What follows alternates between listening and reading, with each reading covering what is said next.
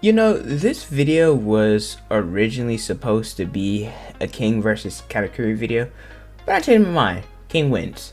And this is because of different things that has come to light in the recent chapters of the manga. And I think I really underestimated how strong King actually is. At first I had Sanji, who else? Katakuri and Marco over King.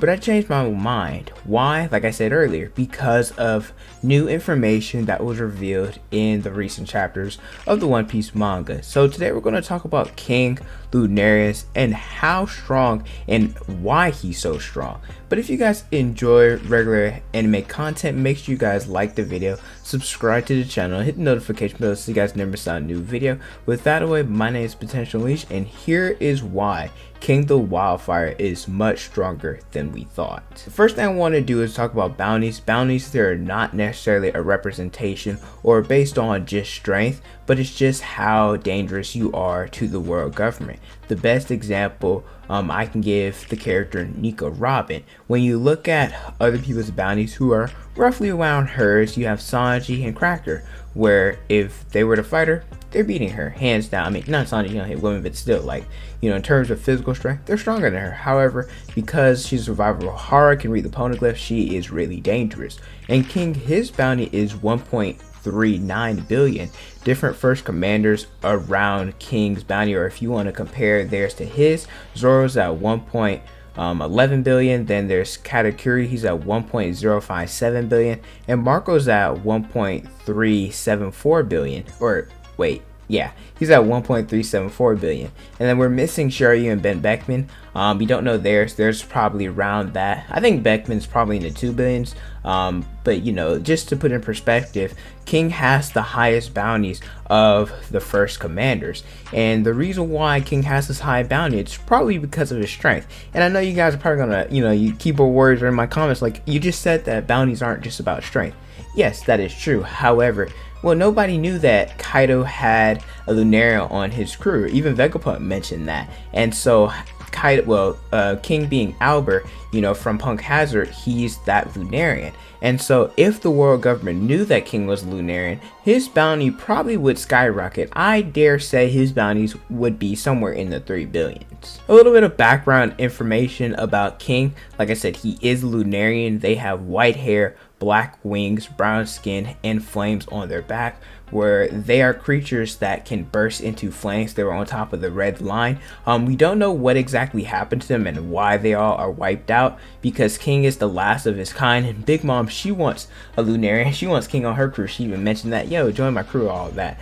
But King, his durability, when the flames are on, his durability is really high, and when the flames are off, he is super fast. He was being experimented on in Punk Hazard with the name originally Albert. However, when Kaido freed them and they escaped, Kaido changed his name to King, and he is Kaido's right-hand man. Quickly, I know this isn't about strength, but I just want to highlight King and Zoro's parallel, because I personally believe King is strong enough to have been his own captain if he really wanted to, because him and Zoro, they got that dog in them. They be talking their ish, and they're super strong. However, they both decide to serve under someone.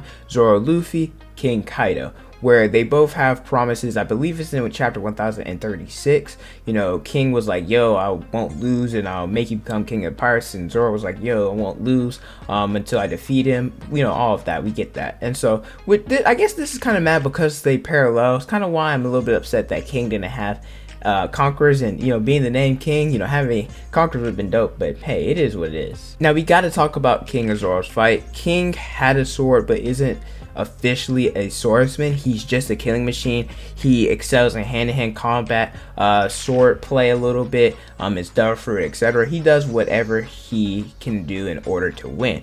Where in this fight, he was low-key dogging Zoro, I'm not gonna lie. There was a moment where he overpowered Zoro in a contest of strength. I mean, when have you ever seen Zoro be overpowered in terms of like a strength head-on-head battle? I don't really remember seeing anything like that. And I don't want to discredit Zoro. He was getting some hits in, but King definitely was in control of this dance, right? He took the lead, and so Zoro had to overcome something, and he was even doubting himself for a little bit. He was like, yo, if I can't figure out what he is, can I really win? And I've never seen Zoro think so much in a fight, or even have a little bit sense of self-doubt. That was a first. And then Zoro got advanced conquerors. He ended up beating King, and I'm gonna give King a little bit of benefit of doubt, because advanced conquerors, it's only used by a handful of the strongest, and plus, well, power up, it's broken. So what happened in the new One Piece chapters that gave me a little bit, or saw King in a different light? I want to highlight specifically chapters 1076, 1077, where the Seraphims, they're the new weapons that were created by Vegapunk to replace the warlords. And I might make a video about them. I don't know if it doesn't go up this week. I won't make a video about them. That's so you guys don't know. But I just want to mention that the Seraphims, the Blackbeard, he clashed in a counter against, I think, S-Snake and S-Hawk, and then the Strawhat and CP0. They're fighting them as well, where Luffy's in Gear 4th, there's Rob, Lucci, Kaku, Zoro. They're attacking him, but they're brushing it off like it's nothing. This had Luffy questioning their durability, and I think he said something along the lines of, who are you, Kaido? Where we know how durable and how tough Kaido is, because they had to get stronger. Rio, advanced conquerors, Gear 5th, in order to break past his scales. And then Zoro said when King had his flames on, he was basically invincible. How strong is a pure-blooded Lunarian? Because the Seraphims, they have only Lunarian DNA, and they also have the blue or the green blood, which allows them to have devil fruits. Like I said, we'll talk about that if I make a video about them. But I want to put this in perspective. Look at Dragon Ball, where Saiyans and hybrid Saiyans, or Earthlings mixed with Saiyans, the original Saiyans who were from well, okay, I'm not gonna get into Dragon Ball lore, but for example, Goku, Vegeta, and Broly, they're strong. However, hybrid Saiyans like Gohan, Trunks, they have more potential because of adrenaline. And then when you look at King, a full-blooded Lunarian, it's kind of the opposite. Since he has no altered DNA, he's more durable than anybody who has Lunarian DNA or would be considered part Lunarian. So there's that, plus he has an ancient Zone Devil Fruit, and Zone Devil Fruits are already pretty durable, so that just proves how broken King is. And then there's people who clown King a little bit because of Green Bull defeating him, but number one, King had just lost to Zoro. His wing was broken, and he had bandages around him. And also number two, he had sea prison cuffs on, so he couldn't really go all out.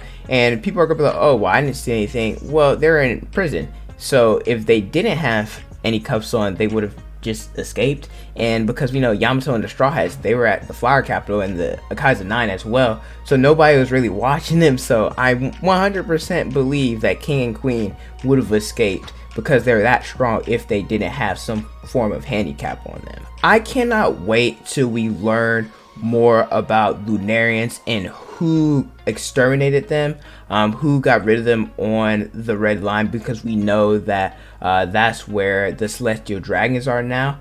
But I want to say the Lunarians are super broken. They're very durable, very fast, and those creatures are a force to be reckoned with.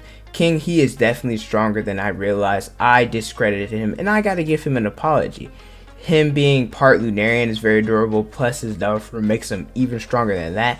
And he already has hand-to-hand combat, sword skills, him using his pterodactyl Angry Bird form. So King is a problem. I think he's stronger than Katakuri, than Sanji, than Marco. Granted, if they were to fight, it's going to take, an extreme to fight, but still, I got King. I'm picking him, where I probably place him mid to high first commander level, and I wish you got to see him more. I want to mention that King versus Zoro is definitely my favorite Zoro fight in the series. But thank you guys so much for watching. Let me know how you guys feel about King. Who do you think he's stronger than? Who do you think he's weaker than? And what level would you put him in? Did you guys underrate his strength like I did? But thank you guys so much for watching. Don't forget to like, comment, and subscribe. Also hit the notification bell so you guys never miss out on a new video. Follow me on Instagram, Twitter, Snapchat, and TikTok is on the screen and in the description below. Thank you guys so much for watching, and don't forget to unleash your potential.